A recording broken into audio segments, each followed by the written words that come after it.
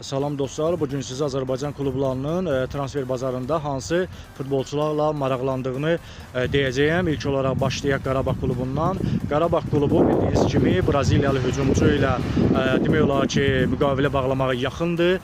Portuqaliyanın Akademika Vizao klubunda çıxış edən hücumçu məhsuldarlığı ilə seçilir və Qarabağa kömək olacağı görünür. Qurban Qurbanov həmin hücumçunu bəyənib, yaxın günlərdə həmin futbolçu ilə müqavilə bağlanacaq. Daha sonra Qarabağ müdafiəsini də gücləndirir.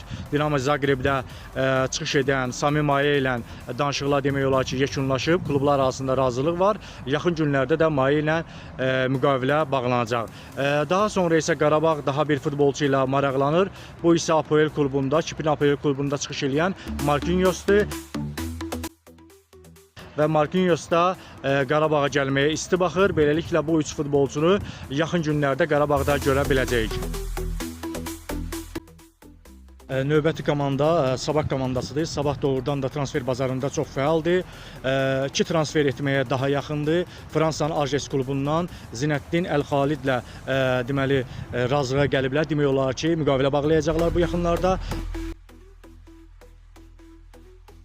Və dayaq yarı müdafiəçisidir. Bildiyiniz kimi Sabah klubunda da bu dayaq xəttində, orta xəttdə ümumiyyətlə problemlər var idi. Çox güman eləyirik ki, Əl-Xalid həmin problemləri aradan qaldıracaq. Daha sonra isə Sabah Legia klubundan, tanınmış Polşanın Legia klubundan Portuqaliyalı Claudio Gonçaleslə demək olar ki, razılaşıblar və müqavilə bağlamağa daha yaxındılar. Xəttində problemlər aradan qalxacaq. Bundan savayı Sabah transferlərini davam elətdirir və Sabahda bu yaxınlarda bir hücumçu da gələcək. Çox güman eləyirik ki, tezliklə onunla da müqavilə imzalanacaq və yəqin ki, tanıdığı bir hücumçu ilə müqavilə bağlayacaq Sabah. Bu futbolçular Sabahda nə dərəcədə ümumiyyətlə uyğunlaşacaq, nə dərəcədə uğur qazanacaqlar, onu gələcək göstərir. Amma edilən transferlər göstərir ki, doğrudan da Sabah düzgün yoldadır. Hərçənd bunu oyunda göstərmək lazımdır. İnşallah Çeli ilə də görüşdə Sabaha uğurlar hazırlayırıq. Çox güman eləyirik ki, bu futbolçular özünü yaxşı tərəfdən göstərəcəklər. Araz Naxçıvan bildiyiniz kimi Qarabağdan və Zirədən tanıdığımız Həmid Keytanı sıralarına qatdı. Artıq Araz Naxçıvan transfer bazarında fəaldır və yaxınlarda bir müdafiəçi ilə də müqavilə bağlayacaqlar. O müdafiəçinin ümumiyyətlə kimliyi bilinmir.